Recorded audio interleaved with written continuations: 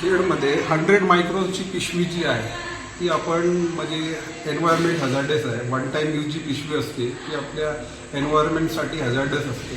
त्यासाठी आमच्या संस्थामार्फत अलसभा welfare foundation आणि खेड नगर परिषद यांच्या संयुक्त विद्यमानाने आम्ही खेड शहरामध्ये 8,000 जे घर आहे त्यांना आम्ही पिशवी वाटप करत आहोत. आज त्याचा शुभारंभ केलेला आहे आणि प्रत्येक वॉर्डमध्ये तिकडचे नगरसेवक नगरसेविका त्यांच्याबरोबर आमचे संस्थाचे पदाधिकारी डोर टू डोर जाऊन सर्वांना पिशवी कॉटन पिशवी जी आहे ती आम्ही वाटप करणार आहोत. आणि सिंगल प्लास्टिक यूज आहे जो आम्ही खेडमध्ये जास्तीत जास्त आम्ही ते युसेज कमी करण्याचं काम करणार आहोत. म्हणजे आम्ही स्वतः आमच्या संस्थामार्फत पिशवी दिली.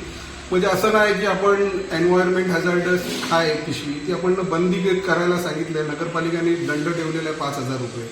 पण त्याच्यासाठी इम्प्लिमेंटेशनसाठी आम्ही आमच्या संस्थामार्फत नगरपालिकेमध्ये गेलेलो. त्यांना आम्ही सांगितलं की आम्हाला असं असं करायचं आहे.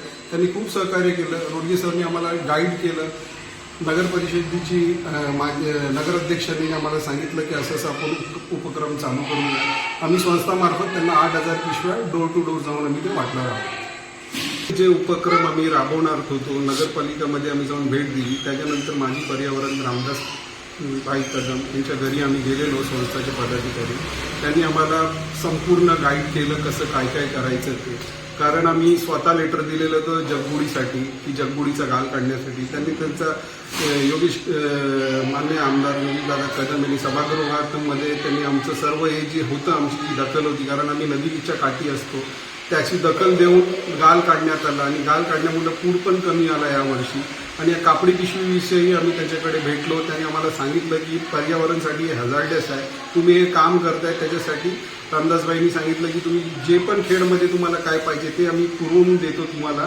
तुम्ही हे जे काम करताय डोर टू डोर कॅम्पेन करा. असं नका करू की फक्त हे पिशव्या 4 वाटाल आणि फोटो काढा. असं नको करा. डोर टू डोर जावा. डोर टू डोर पिशव्या वाटा. आणि हे उपक्रम चांगलं खेडमध्ये आपलं महाराष्ट्रामध्ये खेडचं नाव झालं पाहिजे की पोल्युशनसाठी आपलं खेड काहीतरी करत आहे.